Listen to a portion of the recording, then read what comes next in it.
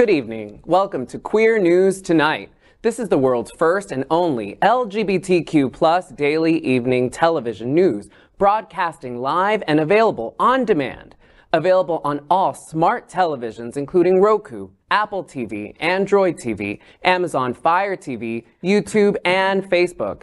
It's time to queer up the news. It's Thursday, May 25th, 2023, and we are live and literally out of the closet and into the headlines. So many of your important stories we are going to tell this evening on Queer News Tonight.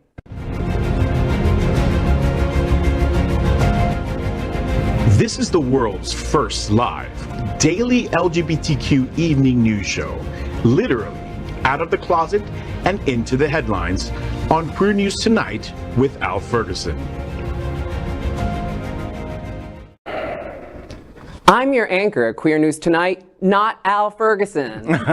You're welcome, world. This evening, we bring you the news of and perspective representing the LGBTQ plus community from South Florida, America, and across our planet. This is the world's first and only unedited, live LGBTQ plus evening news show. Whatever happens, unique in LGBTQ plus news, you will see it and hear it. Hotspots Magazine, Happening Out Television Network, is a nonprofit 501c3 media company in the same model of PBS and NPR, but designed for the LGBTQ plus community.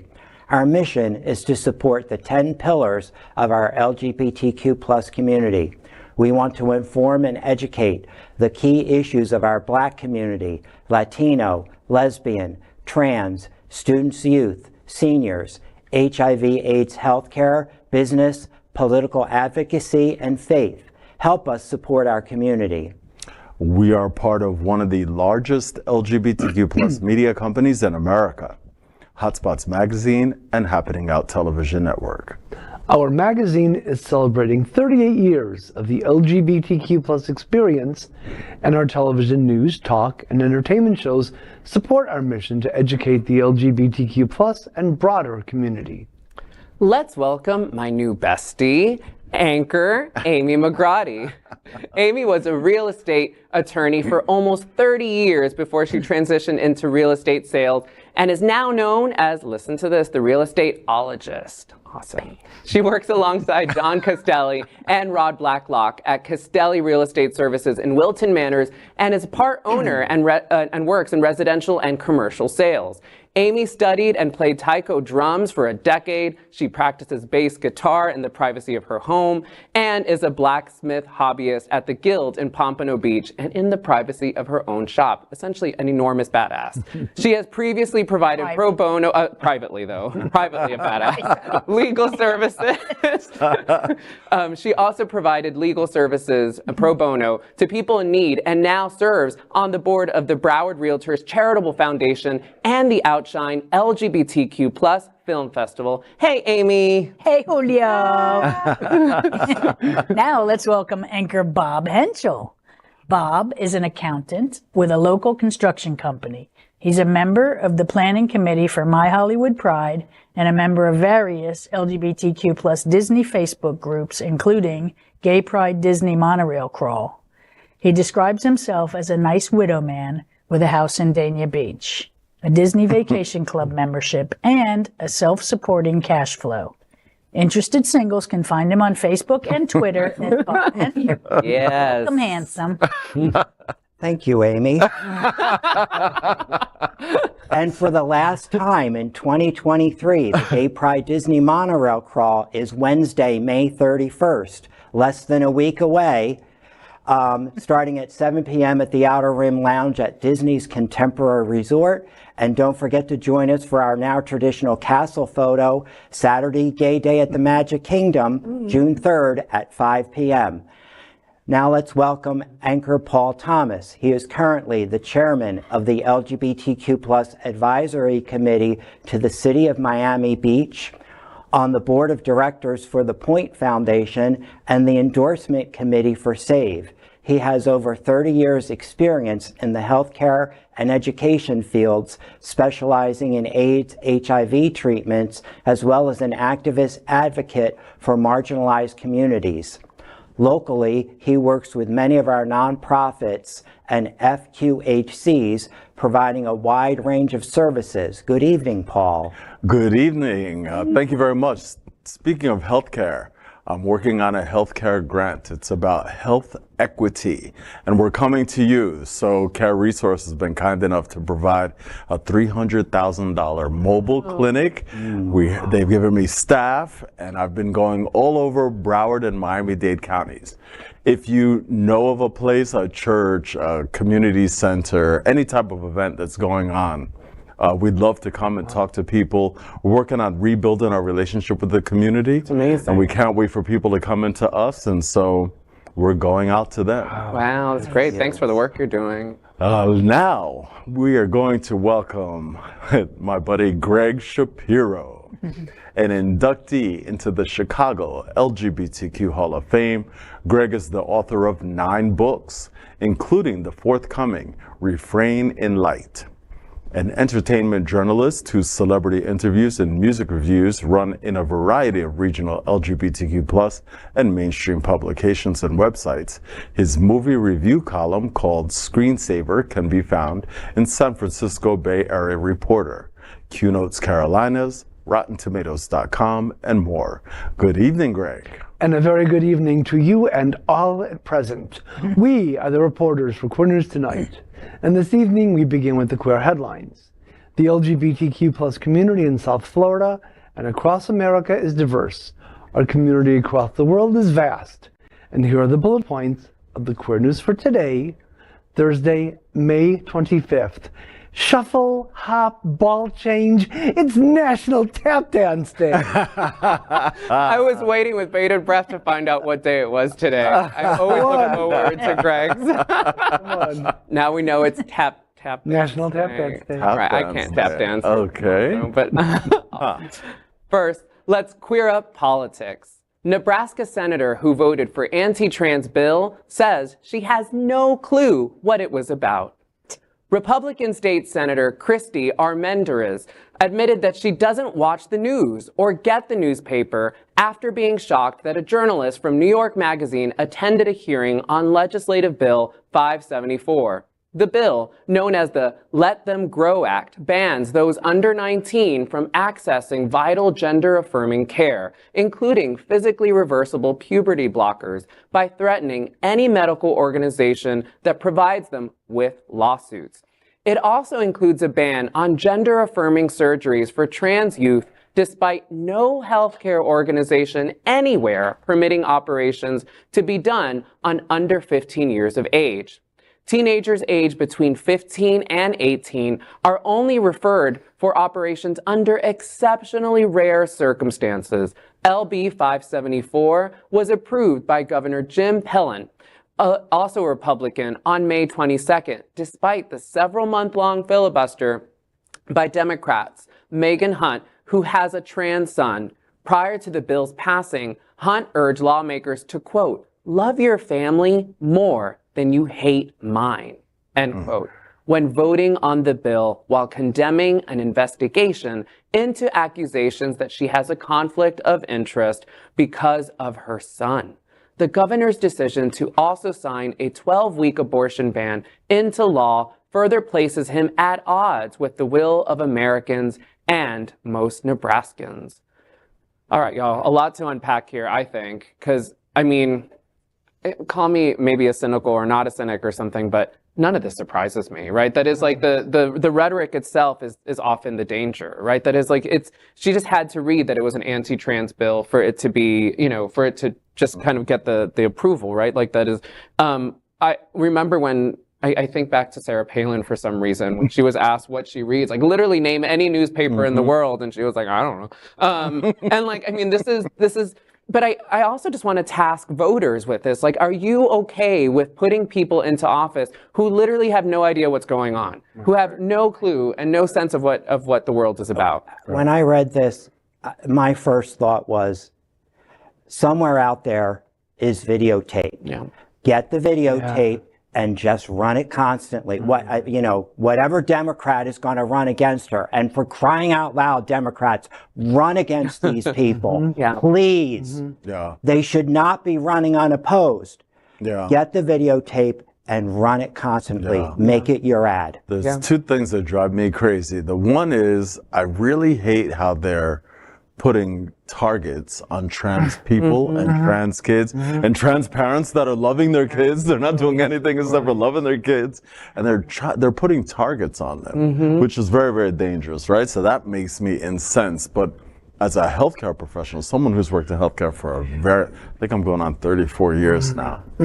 We work under HIPAA, right? Like there's a federal law. You do not break HIPAA privacy ever, and you don't. Right? You just don't do that. I don't even think about saying, you could be my patient. Like nobody would ever know.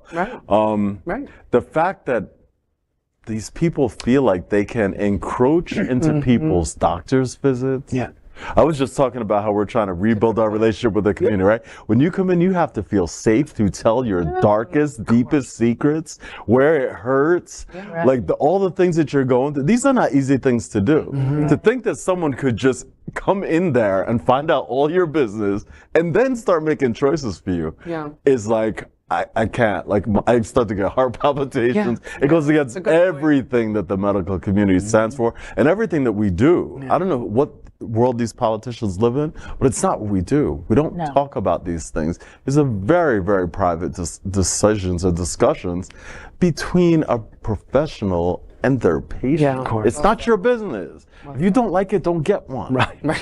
You know what I mean? Simple, right. When you hear about a numbskull, a Nebraska numbskull, such as Madera's, you realize it's not that hard to believe that the same state was the breeding ground for spree killer Charles Starkweather. I mean, seriously, what's going on in Nebraska? What is going on there?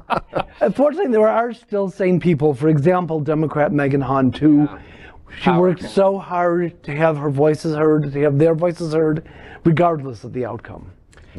You were much kinder in your description, because my favorite word for people like that is dumbass. You know, to Paul's point, one of the things that always surprises, and I mean this so sincerely, it's going to sound almost as a joke, and I don't mean it that way, is that there's often more, when people are talking about trans issues, and a lot of these lawmakers, you feel like you see, they have such a lack of understanding of even the most basic ways that these things work. Like you see more sophisticated analysis of gender in like an episode of South Park or Family Guy or something. I mean, like, which also gets it really wrong. And like, that seems more sophisticated than their basic understanding. Like you just walk into a room and like, I mean, who knows what, like it's such a bizarre idea, and it's just fear, right? It's fear is what's controlling. Well, and this idea of politicians making these kinds of decisions. Medical decisions. They're politicians. Stick to what you know. Which is nothing. Let us tell you what. What let us they do tell is you. to serve themselves, in my opinion. There's egomaniacal people that are using us and other people as the hot buttons to get votes to feed their ego. It's sad, and they're supposed to represent their citizens, but they don't. We know that. But thank God the system works. I'm not sure about that. A couple of people got convicted today from the signing. That is true, That's true. That was good, encouraging. Well, next, let's clear up the worldview. EU court declares Romania is violating human rights by denying same-sex marriage. On May 23rd, the European Court of Human Rights said that Romania has failed to enforce the rights of same-sex couples by refusing to recognize their relationships. As a result, Romania's government is in breach of Article 8 of the European Convention on Human Rights, the right to respect for private and family life. The judgment was issued after 21 couples, all Romanian nationals born between 1967 and 1996, lodged complaints with the ECHR between 2019 and 2020. In their applications, the couples complained that there was no way they could legally safeguard their relationships in Romania due to the lack of recognition. Each of the couples had given notice to their local registry offices expressing their intention to marry, but their requests were rejected under an article that defines marriage as being between a man and a woman. A majority of 7 judges ultimately ruled that Romania is in breach of Article 8 of the European Convention on Human Rights. The court found that the couples at the center of the case had been unable to access many of the social and civil rights granted to heterosexual couples due to the lack of legal recognition. And I actually had to do a little research because that weird CD shuffle brain I seem to have in my old age. You know, it wasn't all that long ago that Romania was communist. Mm-hmm. They got rid of Ceausescu in December of 1989, which is only 34 years ago, when I was half my age. And what I remember, and I could be wrong, and I frequently am, even under communism, Romania was very Roman Catholic. And so I'm not kind of surprised to hear this kind of attitude in a country with such recent history, but it also points to the fact that we need the courts on our side. And I'm glad that this ruling has come down. Yeah, this actually gives me hope because I was involved with Miami Beach Pride for many years, and it's global, right? Because it's Miami Beach. Everybody on the planet would watch the parade. And many people from Romania have become my Facebook friends. And they write because they would wait all year for Pride. And about a month before, they start writing me going, we cannot wait. Please put up as many videos as you can. It's the only chance we have. Like we see that and we go, maybe one day we'll be free enough that we can just dance out in public, like with our friends or whatever. So to see couples standing up and fighting back and saying, we're going to go to court, like we're going to be public, we're going to be, or, you know, we had to do it here in America, but people are taking that step in Romania. It's dangerous over there. They're scared out of their minds to be found out. And for 21 couples to stand up, to me, is huge. I'm like, wow, thank you, 21 people, whoever you are, for being that brave, you know? Well, I just worry because of their proximity to Hungary that Hungarian hatred will spread like drug-resistant gonorrhea. I mean, it's a bad place. Hungary's a very bad place. But in reality, it seems like all of those old the old Warsaw Pact countries, you know, all of Eastern Europe that was under Russia seems to be dealing with this. Yeah, it's time. It's time. They have to start to come into the future, and they're using like a world's court for it, right? And the transition to democracy can be difficult, right? Like, I mean, it is, right? Like, how do you, whether it's from a leftist regime or a right-wing regime? We're still doing it.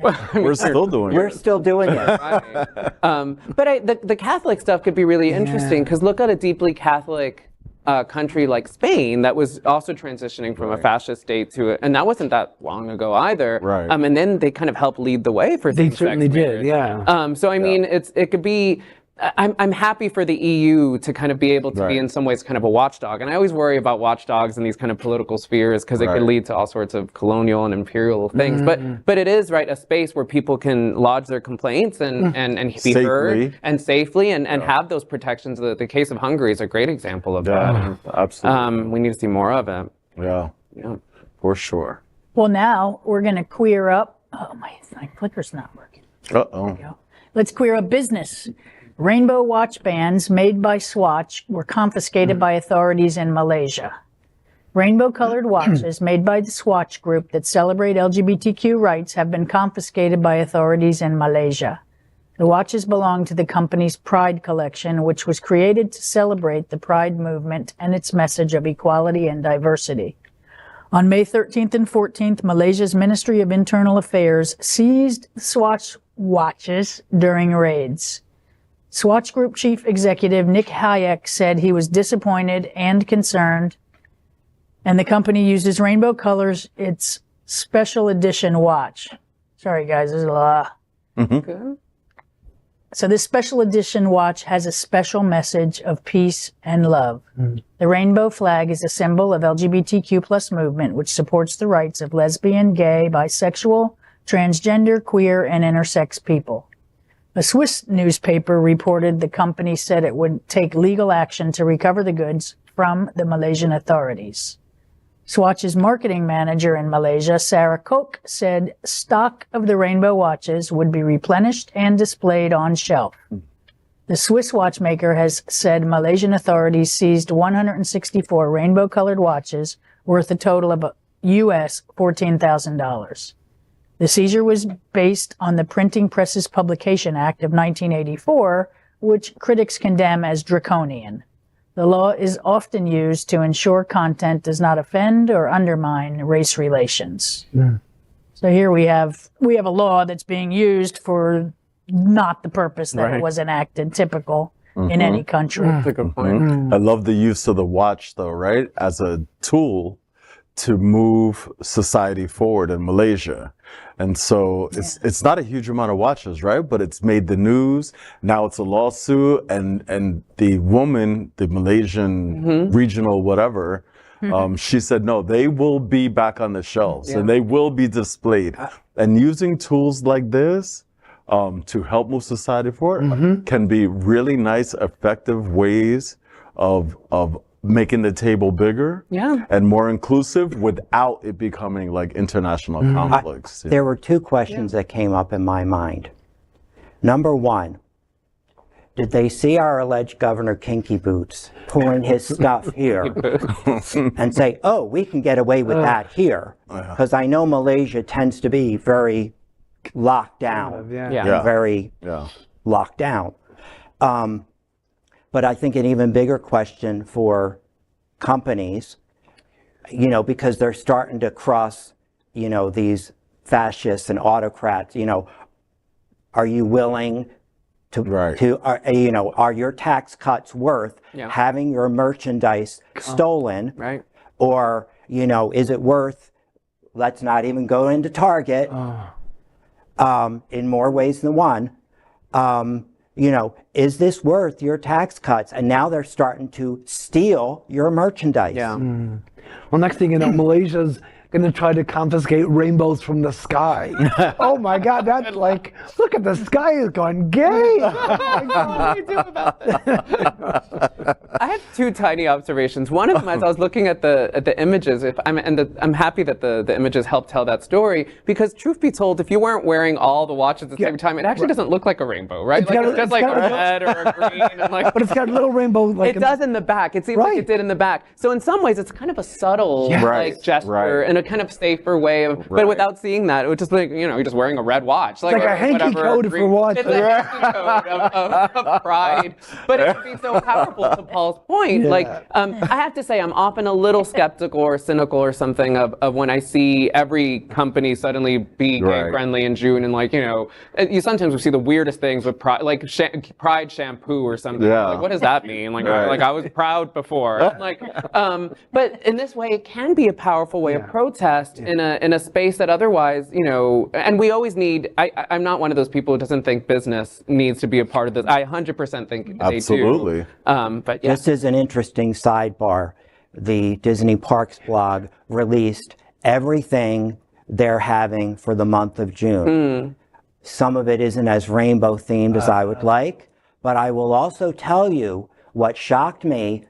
They've done a lot of transgender themed items this year that, and if I could have the tiki float, because it's basically transgender colored soft serve over pineapple juice. Unfortunately, I'm dairy allergic. I won't be able to do it, but still, they've come a long way since the rainbow colored Mickey ice cream, Mickey Rice Krispie treats that I used to enjoy getting.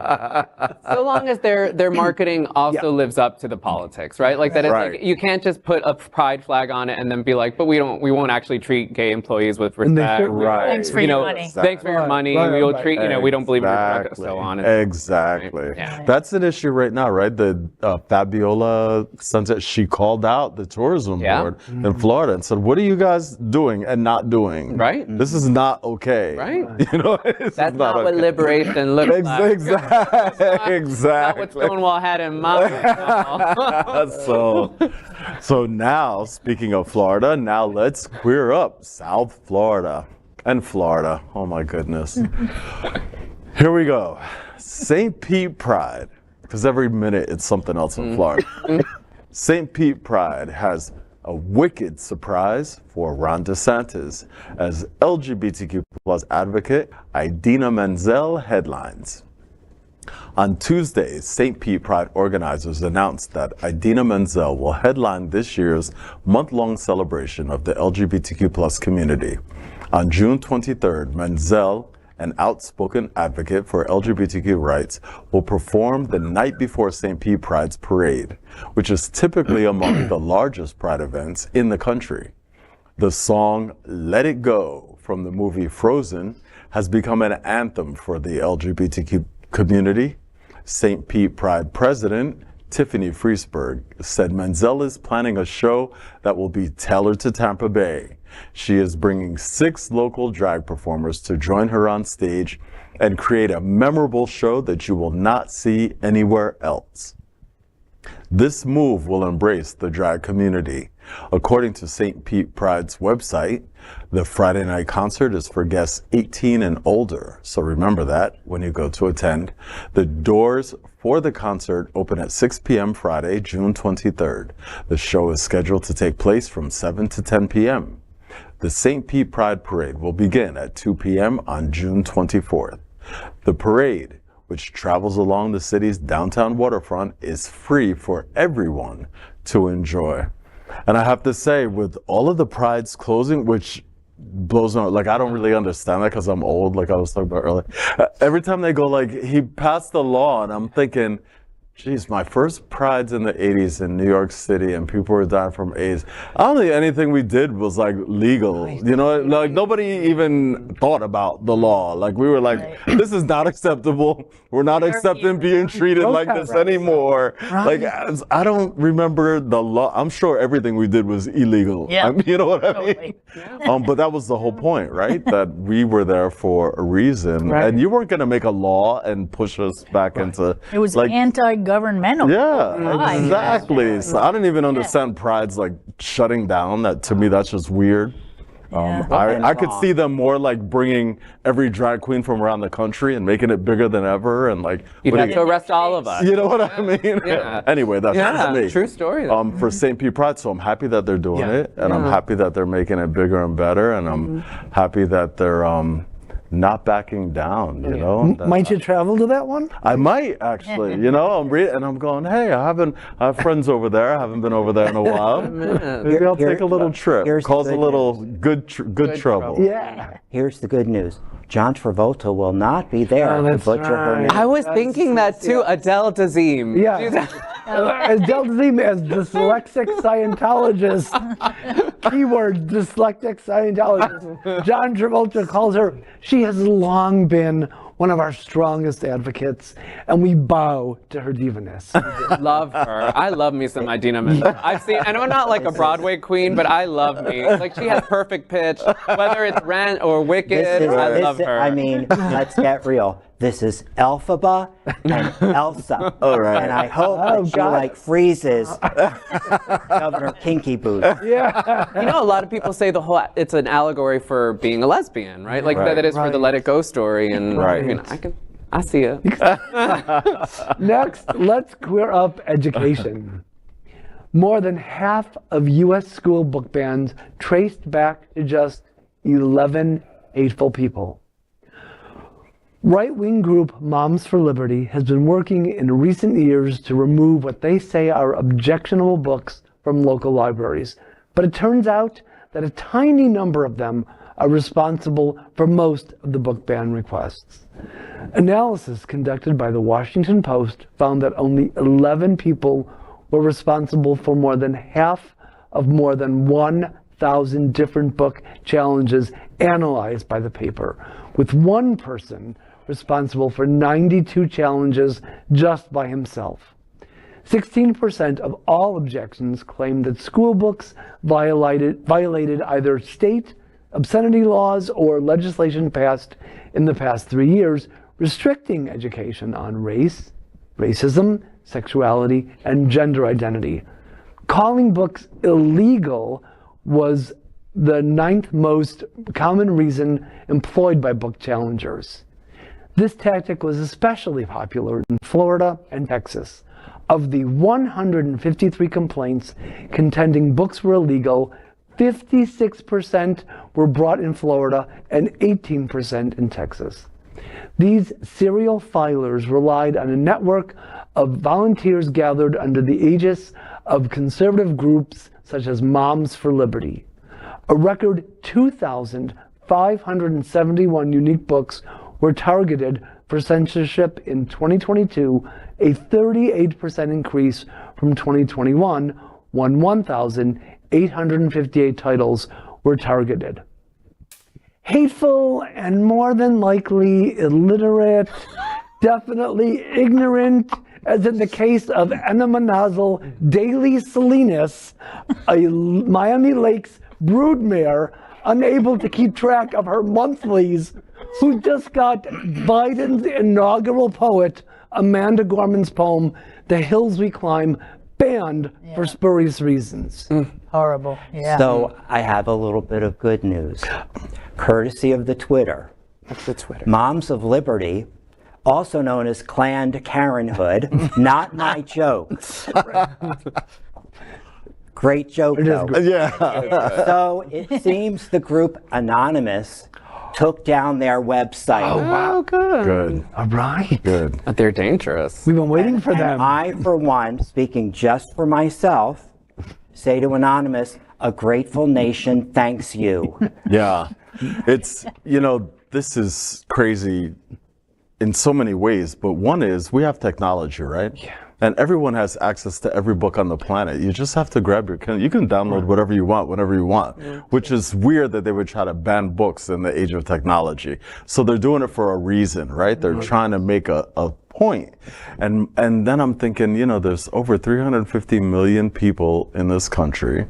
Why does this 11 people think that their little opinion needs to be heard? Somebody's giving them a voice. Going back to the professionalism I was talking about in healthcare, it's the same with educators. I mean, these things aren't done willy-nilly. They're talked about and discussed. You have to have a master's degree to be a librarian. Right. You know what I mean? This is not the lady down the street. It's not the person who's turning in the book. You know what I mean? Yeah. These people have worked really, really hard to make sure that our kids are getting access to a broad range of ideas and stuff. That they're discussing these things in a safe environment. For one person to be, so now we got to go to, how did these people get on this? How did it get banned? Who's on the school board?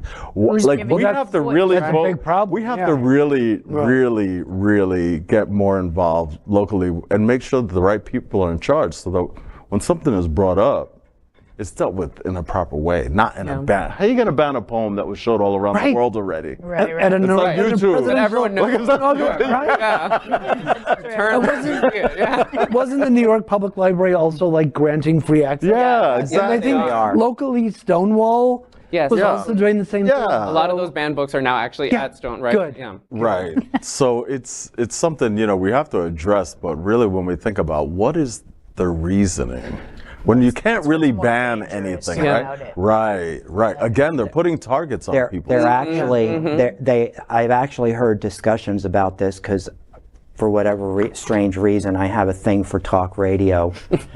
And they're basically trying, and please God, failing to hold on to any vestige of white, male, cisgender, hetero the lack of grasp of their hold on power, and they're very scared and they're very threatened. My partner always uses this as a phrase, and I'm gonna steal it from him, and he's like, people are so unbusy. I mean, how do you have the time? I know. You're so angry about something that's so, and then just but also conservatives often love to talk about what they refer to as the silent majority. What this actually only tells us, and gives us some hope, that it actually might be a silent minority. It's a minority for sure. So it is we need to be the majority. Hey, Jacksonville just went blue. That's right. Jacksonville just went blue. And they only went blue because Republicans voted against the Republic because they don't want this stuff. That's right. That's what I mean. The reasoning for doing this in this day and time, it's very okay. The desperation, I get that. Yeah, I get that.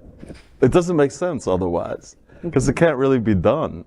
I mean, right. It's like the stealing the rainbows from the sky. You know what I mean? It's that that you mentioned kind of a earlier. thing. That's next. Yeah, oh no, not my rainbow. Irrational fear. Right. So next, we are proud of our special partnership with Sunshine Cathedral, the world's largest queer church here in Fort Lauderdale. Supporting that partnership, we're broadcasting from our permanent set here at Sunrise Cathedral at the Happening Out television studios. We broadcast Sunshine Cathedral's Sunday International Service at 10:30 a.m.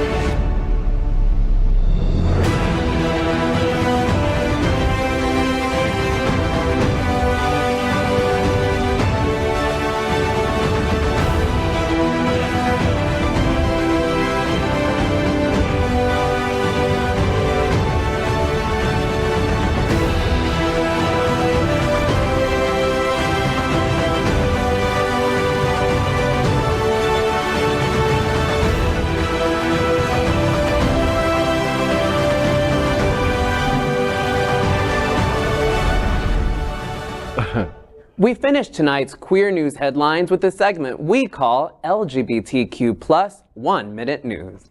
LGBTQ plus 1 minute news, let's queer up the USA view. Philadelphia LGBTQ plus crime tracker helps law enforcement protect the community. We are not going back into the closet. A vow for members of Philadelphia's LGBTQ plus community as the district attorney's office last week announced an arrest in the case of a transgender woman attacked in Kensington. An arrest that would have been harder to make without a new tool. People don't necessarily want to deal directly with the police immediately. We're working on breaking through those barriers. The DA's office LGBTQ plus crime tracker helped ensure the attack victim was treated appropriately as a trans woman, which is more than can be said for Kendall Stevens. I was victimized in a very brutal hate crime. We first met Stevens in 2020 when a group attacked her at her front doorstep, singling her out as a trans woman. According to the most recent FBI data, there were more than 400 reported hate crimes committed against members of the LGBTQ plus community nationwide in 2021. Increased tracking has helped record the incidents, and locally, it could be the key to solving more of those crimes. Last week, the Philadelphia District Attorney's Office announced an arrest in the case of a transgender woman attacked in Kensington in 2022. The LGBTQ plus crime tracker helped ensure the Kensington attack victim was treated appropriately. According to the DA's LGBTQ plus liaison office, over 2 years, the crime tracker has yielded a 58% increase in appropriately identifying people involved in criminal cases in the LGBTQ plus community. LGBTQ plus 1 minute news, let's queer up trans rights. First ever transgender youth prom thrown by 4 trans teens in Washington, D.C. Yay! Libby Gonzalez, a 13-year-old Texan and one of the people who helped plan the first ever transgender youth prom at the United States Capitol in Washington, D.C., shared big ideas like boba, T-bar, and face painting. The prom had a drag performance by MC Stormy Day, live music, and mostly pop and rock anthems by artists like ABBA, Taylor Swift, and Katy Perry. The trans prom is meant to emphasize the pride and joy that is happiness that is within the trans community that cannot be broken. The prom's other 3 organizers, Daniel Trujillo, Grayson McFerrin, and Hobbs Chukumba, are among the 200 plus people who attended the prom on May 22nd. In the United States, proms have long been a celebratory rite of passage towards adulthood, self-actualization, and independence. LGBTQ plus 1 minute news. Let's queer up the road to Stonewall. History Fort Lauderdale launches Take Pride with opening party hosted by FayWhat and Kitty Meow. Pride Month kicks off with History Fort Lauderdale's Take Pride, a retrospective of LGBTQ plus life in South Florida, exhibition opening reception at 6 p.m. on May 31st at Galleria Fort Lauderdale. It's going to be hosted by FayWhat and Hotspot's Sean Kitty Meow Palacios. Pioneers such as City of Fort Lauderdale Mayor Dean Trontalis, Visit Lauderdale's Senior Vice President of Inclusion and Accessibility, Richard Gray, South Florida Symphony Orchestra's Music Director and Founder, Sabrina Maria Alfonso, WSVN Channel 7 anchor Craig Stevens, South Florida Sun-Sentinel journalist Rod Stafford Hagwood, and renowned entertainer Tiffany Arriagas, Fort Lauderdale Gay Men's Chorus founder Gary Keating, and founder of the COPA and entrepreneur John Castelli. They'll mark their presence and be honored at the event. LGBTQ plus 1 minute news. Let's queer up health. Florida Republicans try to subpoena pediatricians' communications in trans healthcare ban fight. A statewide pediatricians association is pushing back in federal court against the Florida House's efforts to obtain internal communications showing how the group adopted standards of care for the treatment of gender dysphoria. House Health and Human Services Chairman Randy Fine issued subpoenas last month amid efforts by Governor Ron DeSantis' efforts to wipe out treatments such as puberty blockers and hormone therapy for transgender minors. The subpoenas are aimed at getting information related to the guidelines established by the World Professional Association for Transgender Health, or WPATH, and the Endocrine Society. Fine is looking for any dissenting opinions from pediatricians in personal communication that could be used to fight against gender-affirming care. LGBTQ plus 1 minute news. Let's queer up education. Lawsuit against Florida School District hopes to overturn book bans. In Florida, parents, publishers, and activist organizations team up to take legal action against the state's rampant book bans. The New York Times reported a Florida lawsuit brought on against the Escambia County School District and Escambia County School Board hopes to have the county's restrictions on school libraries declared unconstitutional for targeting certain viewpoints and infringing on students' rights to receive information. The group behind the lawsuit includes publishing giant Penguin Random House, human rights organization PEN America, and private citizens. With the number of book bans increasing in several states, the outcome of the lawsuit is considered to have implications beyond Escambia County. That is today's news for the LGBTQ plus community on the world's first and only daily LGBTQ plus evening news show. If our community is important to you, share this news with your friends and family. Are you, like most of America, part of our very large television audience watching this live LGBTQ plus news broadcast right now on Roku, Apple TV, Android TV, and Amazon Fire TV? Queer News Tonight is the only live LGBTQ plus digital television show in the world that is out of the closet and into the headlines. We need your support. If our community is to grow, we must tell our stories and bring them to the attention of the broader world. This is the only place in the world that tells these types of LGBTQ plus stories in motion and sound. That is the passion of Hotspots Magazine, Happening Out Television Network, and Queer News Tonight. I'm your anchor, Julio Capo Jr., and on behalf of these awesome LGBTQ plus reporters and my friends, the anchors of Queer News Tonight, including Amy McGrotty, Bob Hentschel, Paul Thomas, and Gregg Shapiro. We're going to see you daily at 8 p.m.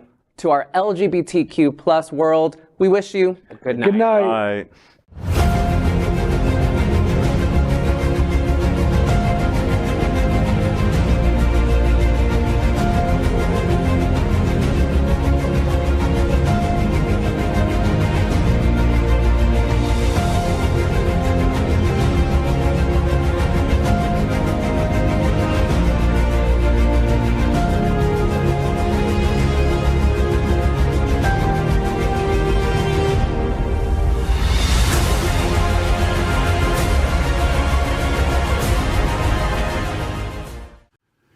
LGBTQ plus news is vital for our community and for the broader world as a whole. We have enough enemies at Fox News. Tucker, Sean, and Lara are loud. We need passionate allies. Happening Out Television Network, Queer News Tonight, and It's Happening Out are literally out of the closet and into the headlines. Our community needs your support. Like this broadcast and subscribe now to ensure the growth of the entire